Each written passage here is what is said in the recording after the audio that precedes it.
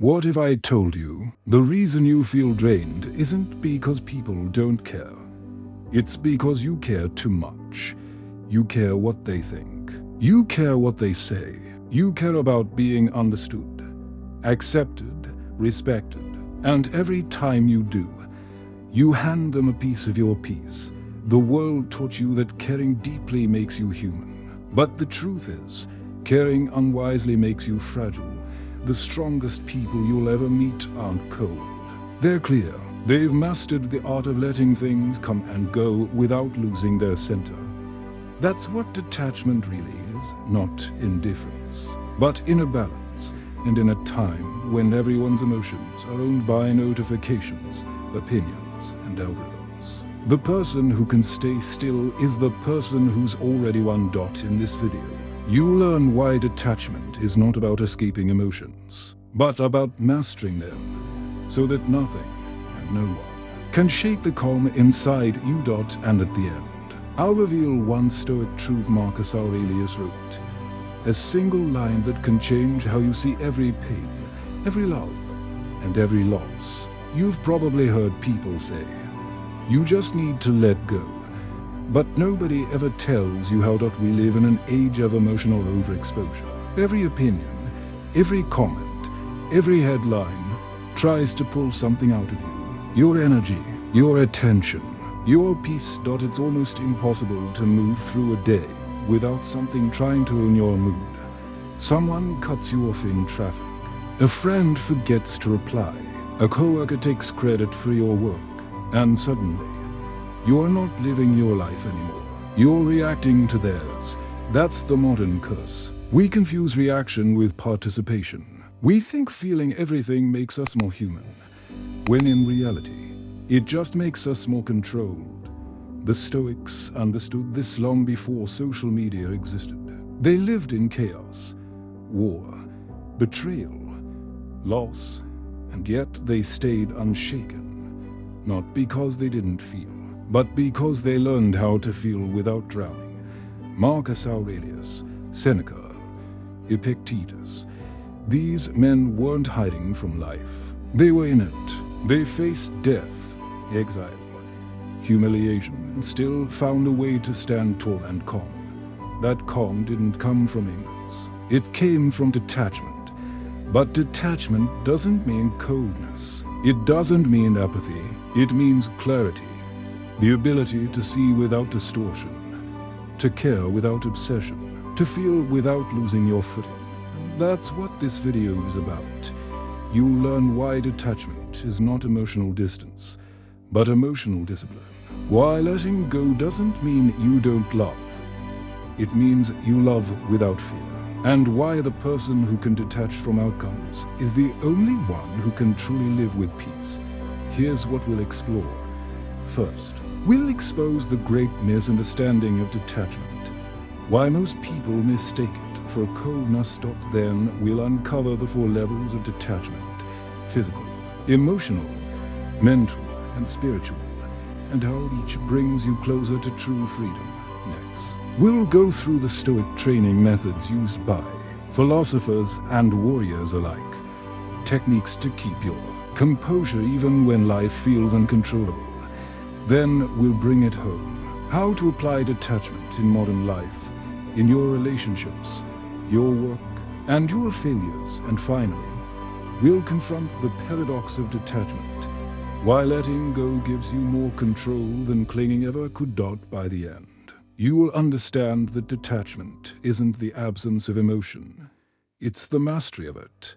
Because once you stop chasing control over others, you find control within yourself.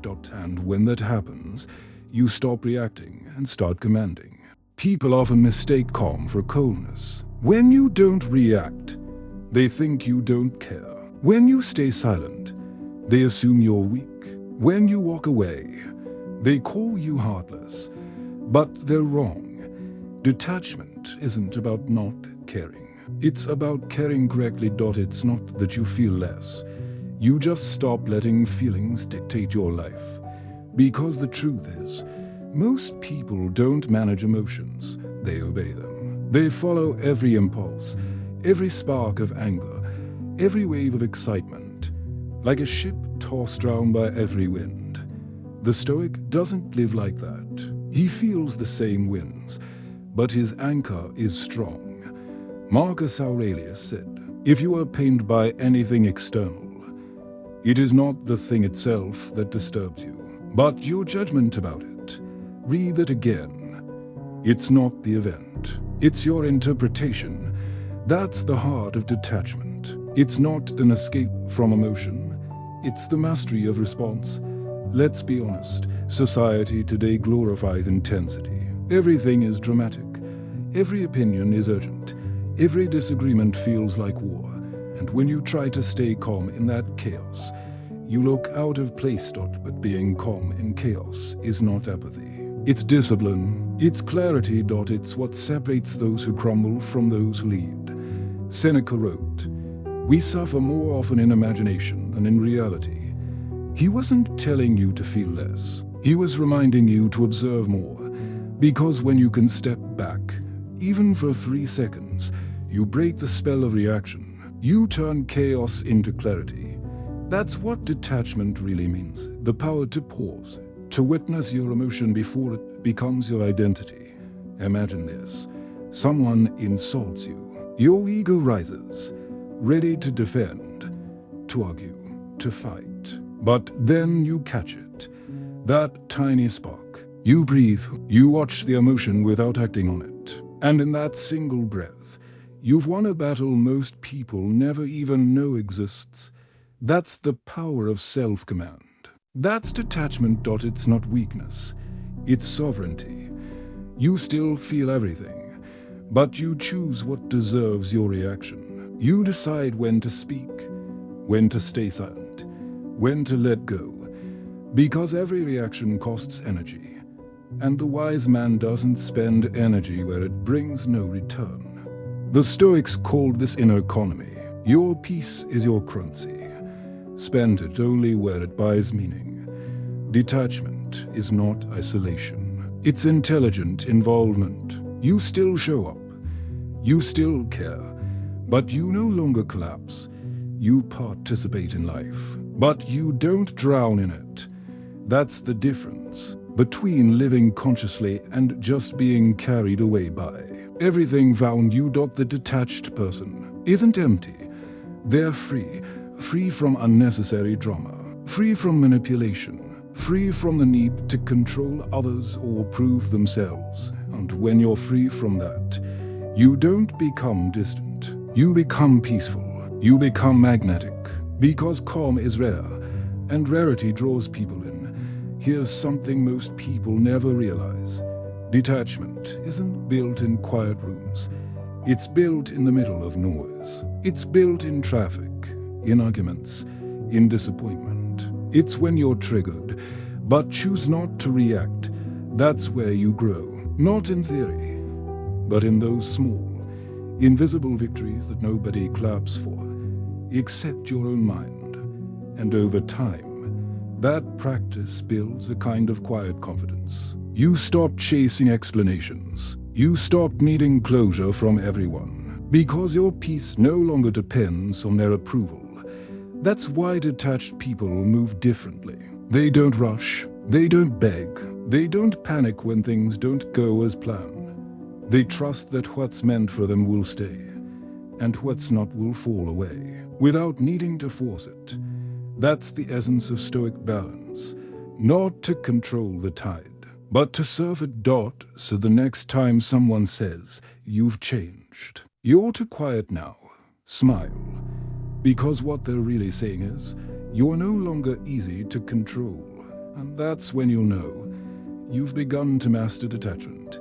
Not by building walls, but by standing tall. Not by shutting down emotion, but by rising above it. You stopped living like a puppet of feeling and started living like the master of your mind. And that's where real peace begins. Drill 1. The 3-breath rule. When you're triggered, don't reply. Don't explain. Don't defend. Take 3 slow breaths. On breath 1, name the feeling. Anger, fear, insult. On breath 2, located in the body.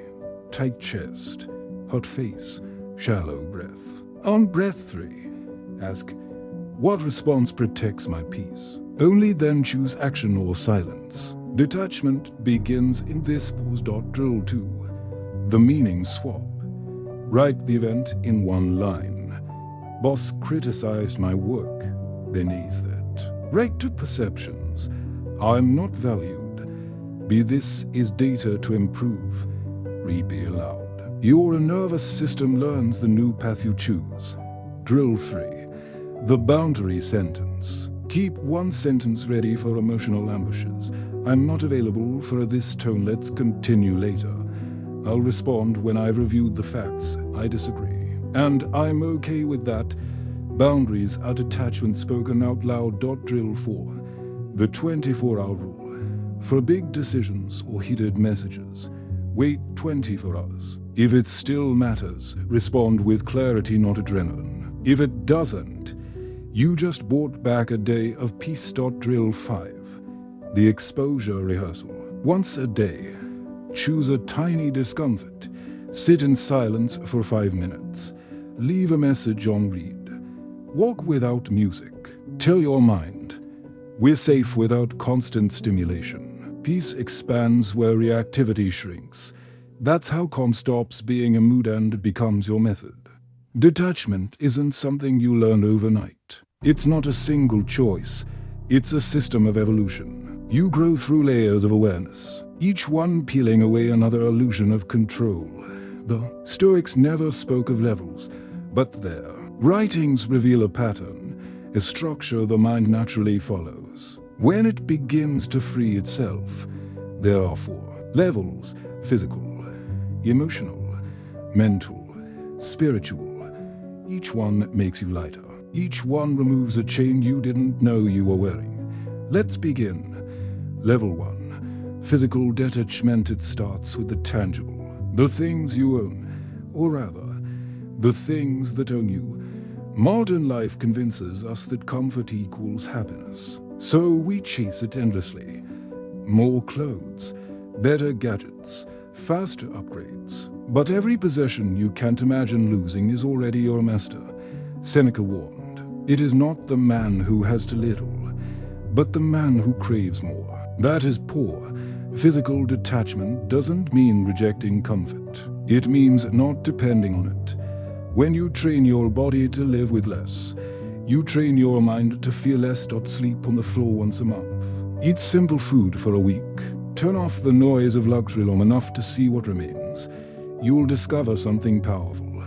Peace isn't found in the soft, but in the simple. Because when comfort becomes a choice, not a requirement, you begin to master the first level of freedom. Level 2. Emotional detachment. How it gets harder. Because emotional detachment isn't about things, it's about people. You love them. You care deeply, but when your peace depends on their approval, you stop being yourself and start performing. That's emotional slavery. The Stoics loved too, but they loved without possession. They knew that all relationships are temporary, and that clinging to them only multiplies suffering. Marcus Aurelius wrote, when you kiss your child, whisper to yourself, you may not have them forever. He wasn't being cruel. He was being present. Because when you remember impermanence, you love with gratitude, not fear. You stop trying to hold people in place and start appreciating them as they are, for as long as they're meant to walk beside you. That's emotional detachment, to give fully, without needing control. It's to say, I love you enough to let you be free. And paradoxically, that's the kind of love that endures. Level 3. Mental detachment. This level is invisible, but it's where most of our chaos lives. Mental detachment is learning to step back from the constant storm of thoughts, opinions, and worries. Your mind talks all day. It analyzes, predicts, criticizes. But not every thought deserves an audience. Epictetus said, it's not what happens to you, but how you react to it that matters. He was teaching the essence of mental detachment. Separation between stimulus and story. When something happens, your mind instantly writes a narrative. This is bad. This shouldn't happen. Why me? But these judgments are just mental noise. The Stoic practice is to pause and say, this is information, not identity. It's like watching clouds pass across the sky. You don't chase them, you observe. That's what detachment feels like in thought. A widening space inside you where noise no longer dictates peace. Try this. When an anxious thought appears, don't fight it. Label it. Say, this is worry. Then breathe. Observe it fade. The more you do this, the more you realize you are never your thoughts. You are always the observer. And when you learn to live as the observer, no storm can shake you. Level 4. Spiritual detachment. This is the highest and quietest level. It's the point where you no longer seek to control anything. Not even yourself. It's surrender. Not in defeat, but in deep understanding. The Stoics called it M40, to love one's fate. To see life not as an enemy to resist, but as a partner shaping you into something greater. At this level, you stop asking, why is this happening to me? And start asking, what is this teaching me? You stop chasing what's fair and begin trusting what is. It's a radical kind of peace. The kind that can sit calmly in the middle of change, pain, loss, and still whisper, I will be okay. Because everything that comes your way comes through life, not against it. The Stoics found divinity in this acceptance. Marcus wrote, welcome everything that happens as if you had chosen it. That's spiritual detachment. Not to float above life, but to walk through it without losing your grounding. When you reach this stage, you don't escape reality. You merge with it. You see that control was never the goal. Harmony was. And the moment you stop demanding life to fit your desires, you realize life has been guiding you all along. These are the 4 levels of detachment. Each one takes you deeper, from outer freedom to inner liberation. Physical detachment frees you from things. Emotional detachment frees you from people. Mental detachment frees you from thoughts. Spiritual detachment frees you from yourself. And when you've walked through all 4, you don't lose anything. You gain everything. Clarity, calm, and unshakable peace. That's what the Stoics meant when they said the wise man is untouched by fortune. Because once you stop being owned by the world, you finally belong to yourself. Knowing what detachment means is one thing. Living it, that's the real work. The Stoics didn't just talk about peace. They trained for it like warriors. Because peace isn't passive, it's discipline. Detachment isn't about closing your heart. It's about training your mind to stay open, steady, and sharp.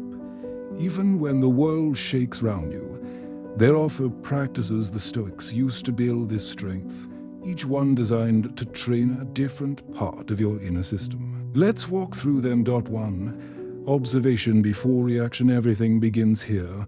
Your emotions rise faster than your awareness. Someone criticizes you, cuts you off, rejects you, and your body reacts before your reason arrives. Your pulse spikes, your breath shortens, your mind races to defend itself. That's where most people lose control. In that 1 second between trigger and response, the Stoics trained that moment. They called it prosauge, attention. It's the art of noticing your reaction before you become it. Next time you feel anger, anxiety, or jealousy, don't fight it. Just say in your mind, here it is, observe, label it. Name it without judgment. Epictetus said, when something happens, remind yourself, it was expected. Nothing new. That simple awareness breaks the automatic loop. You realize, I'm not the emotion. I'm the one witnessing it. Practice this daily. Notice how often your mind tries to pull you into reaction, and how powerful it feels when you pause instead. That's your first weapon. Awareness before action. 2. Negative visualization. Premeditatio malorum. The Stoics visualized loss, not to feel sad, but to feel free. Every morning, imagine something going wrong. Your plans failing, your phone breaking, your loved one disagreeing with you. Don't do this to suffer, do it to prepare. Because when the worst happens, the mind that has rehearsed calmly doesn't collapse, it adapts. Marcus Aurelius began his days by reminding himself, "Today I will meet people who are ungrateful, arrogant, deceitful, envious." He wasn't being cynical.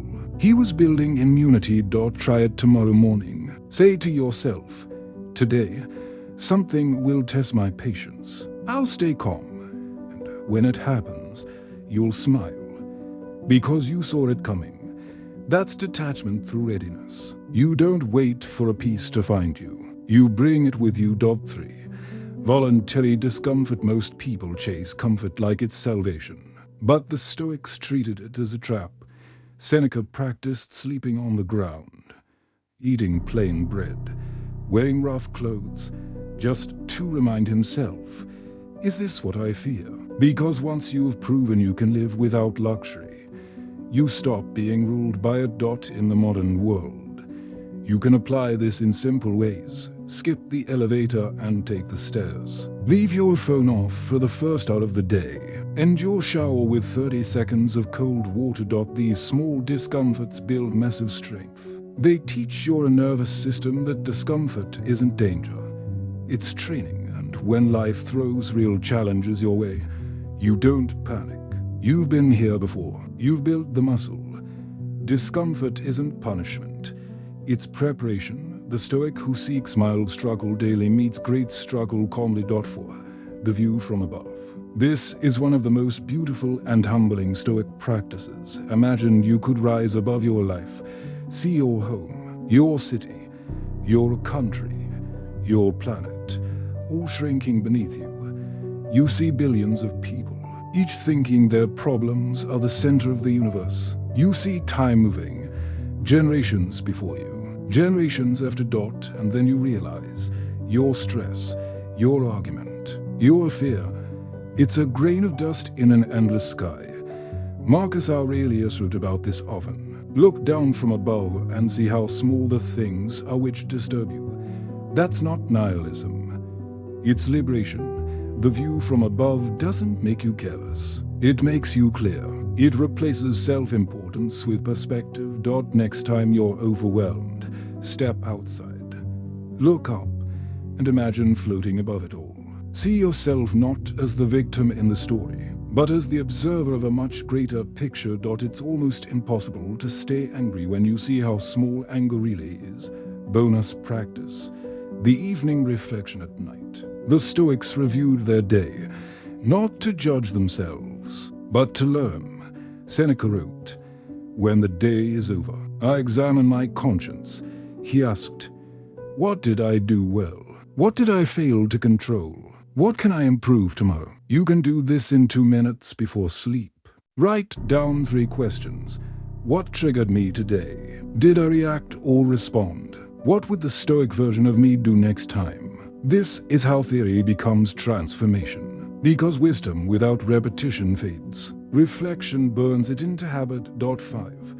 Modern integration. Stoicism for the 21st century. Let's connect this ancient discipline to your daily life. When you open social media, notice how often it steals your emotions. Practice detachment by scrolling mindfully. Pause before reacting. Skip arguments that don't deserve your attention. At work, when someone disrespects you, don't rush to defend. Ask, will this matter in 5 years? Usually, the answer is no. In relationships, remember, detachment doesn't mean distance. It means love without dependency. It means being there fully, without losing yourself in the process. In failure, remember, failure is feedback, not finality. Detach from the result. Focus on the process. And in success, practice humility. Detach from praise. It's a fleeting echo, not a measure of worth. If you can hold both criticism and applause with the same calm face, you've already reached mastery. Because the detached mind isn't empty. It's efficient. It gives energy only to what it can change, and peace to everything else. These practices, observation, visualization, discomfort, reflection, perspective, they form the training ground of emotional mastery. The Stoics didn't seek a peaceful life. They built peaceful minds. Every time you pause instead of reacting, you grow stronger. Every time you sit with discomfort, you stretch your spirit. Every time you choose silence over chaos, you rise high. And one day, without even realizing it, you look back at the storms that once terrified you and smile. Because now, you don't need calm weather to stay calm. You are the calm. Detachment isn't a theory. It's not an idea to admire. It's a skill to live. Every Stoic principle means nothing until you can apply it while your heart is racing. Your inbox is full, and someone just misunderstood you. Detachment is forged not in silence, but in the noise of life. Let's bring it down to earth. How to live detached yet deeply engaged in 3 parts of modern life: work, relationships, and failure. 1. Detachment at work. Mastering the chaos of control. Most people's stress at work comes from trying to control too much. The boss's mood, the company's direction, the timing of a promotion. But Stoicism teaches the first and hardest lesson. You don't own outcomes, you own effort. Epictetus said, "Make the best use of what is in your power, and take the rest as it happens." That's detachment in the workplace. It doesn't mean apathy. It means excellence without obsession. Do your best work, but release your craving for recognition. Set high standards, but don't measure your worth by approval. That's how leaders are made, not by chasing validation, but by anchoring in purpose. Next time you feel overlooked or criticized, instead of reacting, ask, "Is this within my control?" If yes, improve. If no, release. Detachment in work turns noise into focus. It teaches you that peace and productivity aren't enemies. They're twins born from clarity. Because when you detach from the need to impress, you start doing your work with integrity. And ironically, that's when people start to notice. Point 2. Detachment in relationships. Love without losing yourself. This is the hardest of all. We love deeply, but we often love blindly. We confuse attachment with devotion, possession with passion. True Stoic love isn't cold. It's conscious. It says, "I will give everything I can, but I won't abandon myself to do it." Emotional detachment in relationships doesn't mean walking away from people. It means walking away from dependency. Marcus Aurelius reminded himself daily, "When you wake up, remember, people you meet will be selfish, ignorant, jealous, yet they're your brothers." He wasn't being cynical. He was being prepared. He knew the key to peace is accepting that others will fail you, and loving them anyway. That's the heart of detachment in love. To stay open even when it hurts, but not destroyed when it ends. You stop needing people to behave perfectly to feel at peace. You start loving them as they are, and you stop begging them to make you whole. That's maturity. That's freedom. Because when you can love without control, you stop fearing loss. And love, without fear, becomes unconditional. Try this simple exercise. When someone triggers you, don't rush to explain, fix, or defend. Ask yourself, am I reacting to what's real, or to my story about them? Often, it's not the person that hurts you. It's your expectation of who they should be.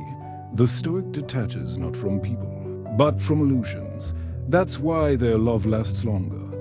Because it's based on truth, not control. 3. Detachment in failure. Turning defeat into discipline. A failure is the perfect mirror for your attachment. Because every time something collapses, You discover what you were secretly depending on. The Stoics treated failure not as humiliation, but as homework. Marcus Aurelius wrote in his journal, not for the world to see, but to remind himself, the impediment to action advances action. What stands in the way becomes the way.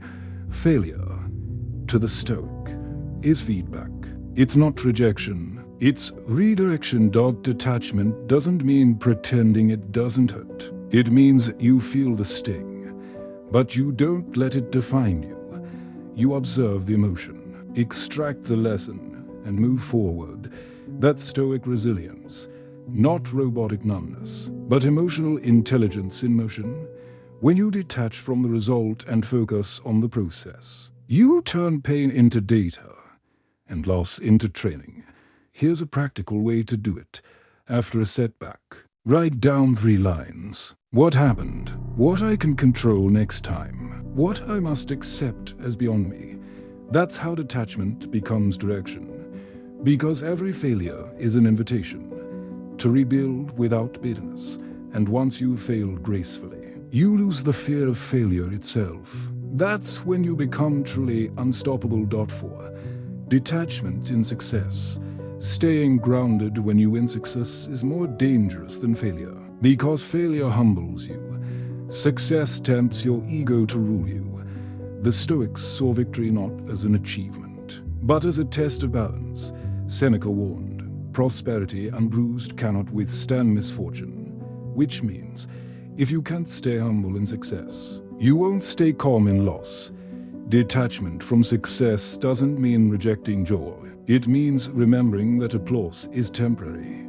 Enjoy it, but don't depend on it. Accept praise, but don't let it define you. You can appreciate success without belonging to it. You can celebrate progress without forgetting purpose.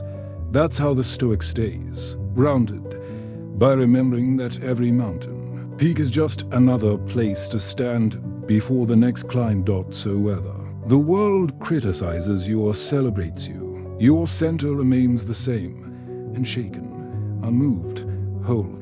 Bringing it all together. Detachment isn't escaping life. It's engaging it without losing your soul in the process. It's showing up fully, but choosing your responses consciously. It's what makes you powerful in work, wise in love, and fearless in failure. And when you start living this way, you'll notice something subtle but profound. Life stops feeling like something that happens to you, and starts feeling like something you co-create. You don't chase meaning anymore, you carry it. That's what detachment gives you.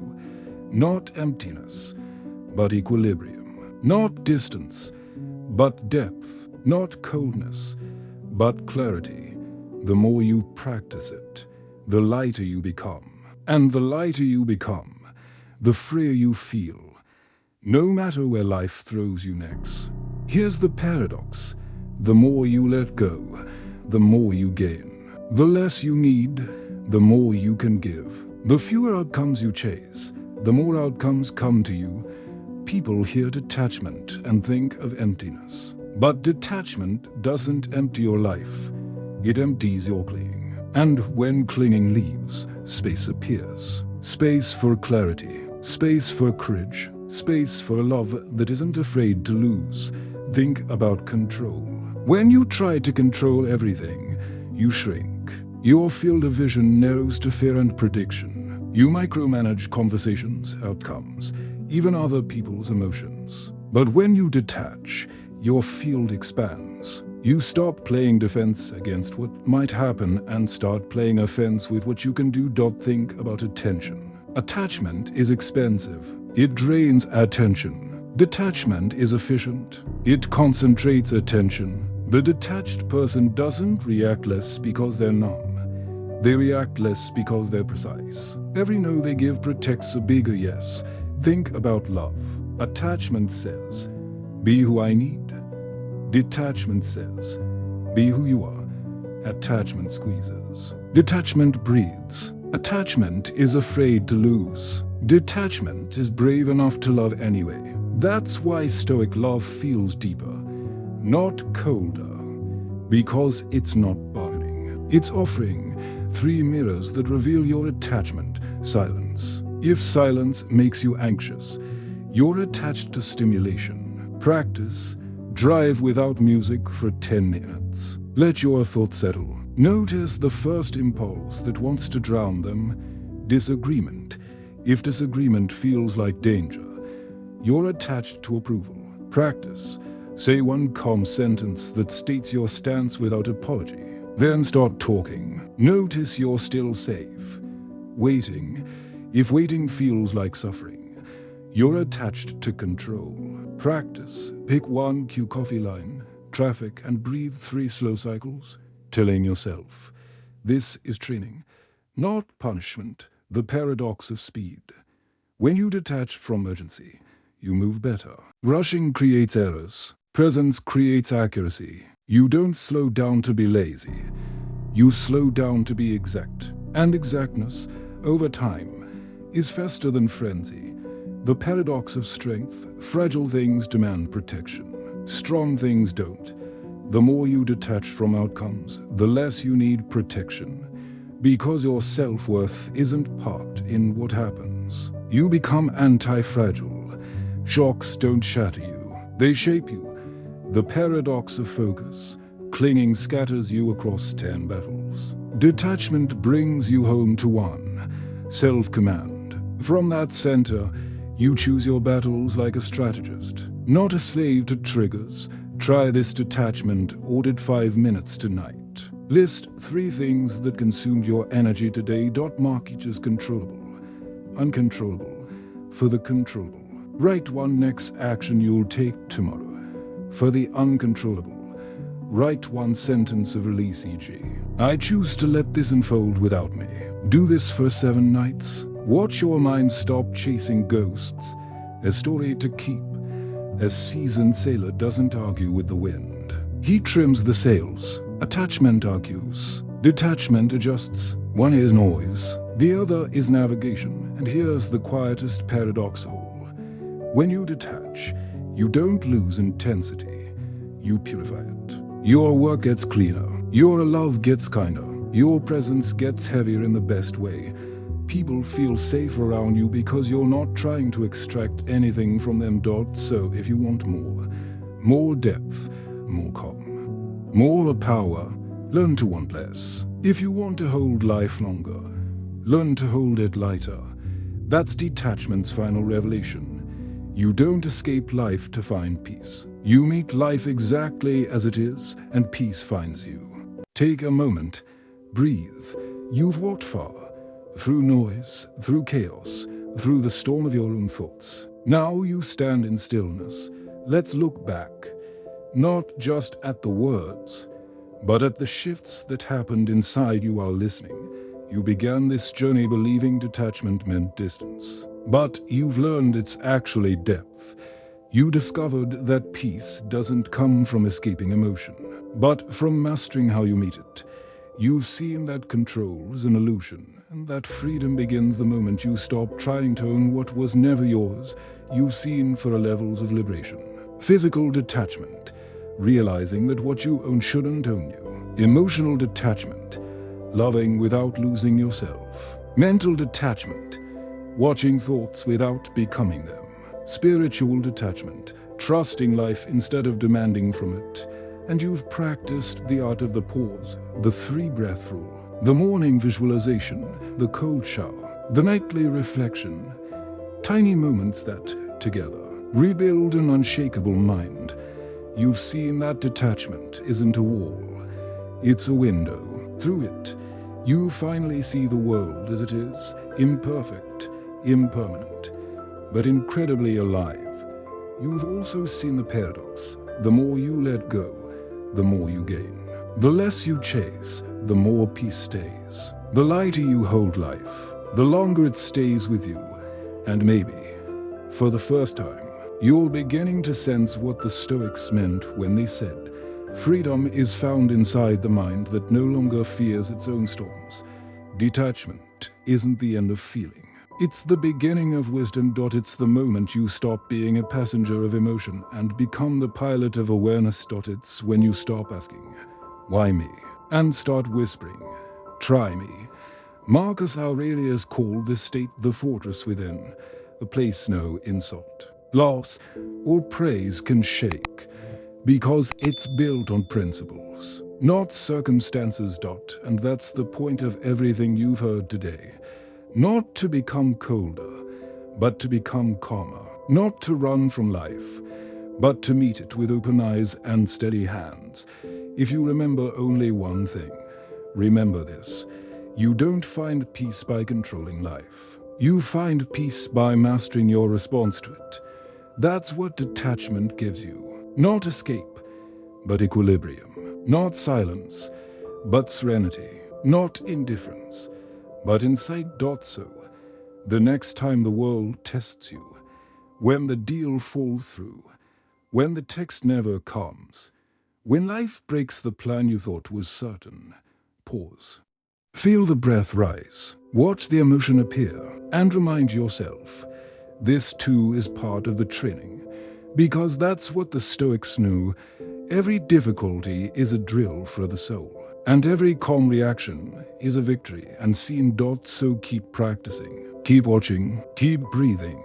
You won't wake up unshakable one morning, but one day, something that used to break you will happen again, and you'll notice. You're calm. You'll notice you didn't flinch, and you'll smile.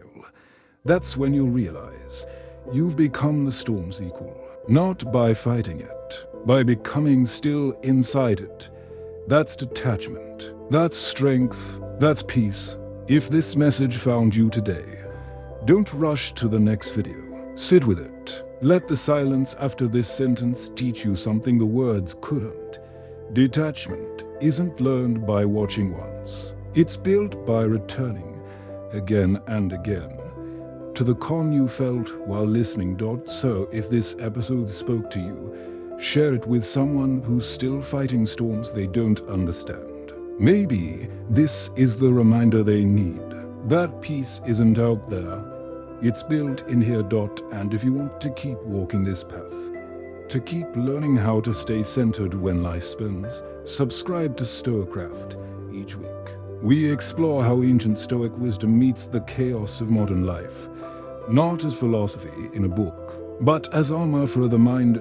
Thank you for listening. Take your calm with you when you leave the screen. Carry it into the next moment. And remember, you don't have to escape life to find peace. You just have to stay awake within it. That's Stoicism. That's your superpower now.